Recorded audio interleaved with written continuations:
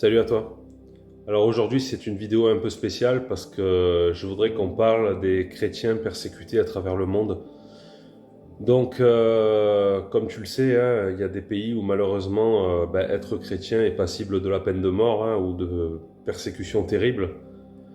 Donc j'aimerais commencer cette vidéo par la lecture de deux versets qui s'adressent surtout à nos frères et sœurs en Christ victimes de la persécution. Donc dans Jean chapitre 15 versets 18 à 19, on nous dit: si le monde vous hait, sachez qu'il m'a haï avant vous. Si vous apparteniez au monde, le monde aimerait ce qui est à lui. Mais parce que vous n'êtes pas du monde, et que je vous ai choisi du milieu du monde, à cause de cela le monde vous hait. Dans Matthieu chapitre 5 versets 10 à 11, on nous dit, ça c'est dans les 8 béatitudes, c'est le Christ qui le dit: heureux ceux qui sont persécutés pour la justice, car le royaume des cieux est à eux.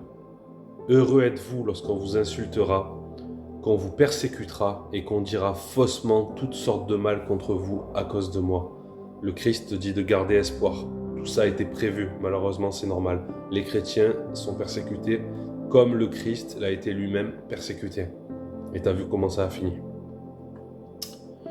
Donc quelques chiffres, hein, en 2024, plus de 380 millions de chrétiens dans le monde ont subi à des niveaux élevés la persécution, la discrimination en raison de leur foi.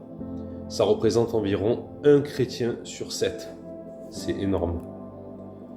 Ensuite, toujours en 2024, 4476 chrétiens ont été tués à cause de leur foi. C'est énorme. Ils ont juste été massacrés parce qu'ils suivaient le Christ. Ils n'avaient rien fait de mal. 4744 chrétiens ont été emprisonnés, arrêtés ou détenus sans procès. Ils se baladaient avec une croix, on les appelait, on les a jetés en prison. Voilà. Il faut savoir qu'il y a même des pays où on peut te mettre en prison parce que tu possèdes une Bible. C'est grave. Donc, et pour terminer, oui, il y a 7679 églises ou bâtiments chrétiens qui ont été attaqués, vandalisés ou fermés. Donc toi qui écoutes cette vidéo, c'est très grave. Je veux dire, il y a des chrétiennes qui se font tu m'as compris, tout ça parce qu'elles sont chrétiennes. On leur fait des choses horribles à cause de leur foi. Et franchement, en 2025, c'est quelque chose qui ne devrait même plus exister. Donc on peut les aider, hein, par la prière, donc les inclure dans nos prières, prier pour que ces persécutions cessent, que l'injustice s'arrête enfin, prier pour que leur chef d'État réalisent qu'ils font tout ça pour rien, ils sont en train juste de massacrer des innocents. On peut aussi les aider au travers d'associations, hein, qui s'occupent des chrétiens persécutés, donc ça peut se présenter sous forme de dons, de signatures de pétitions en faveur justement de l'arrêt des persécutions.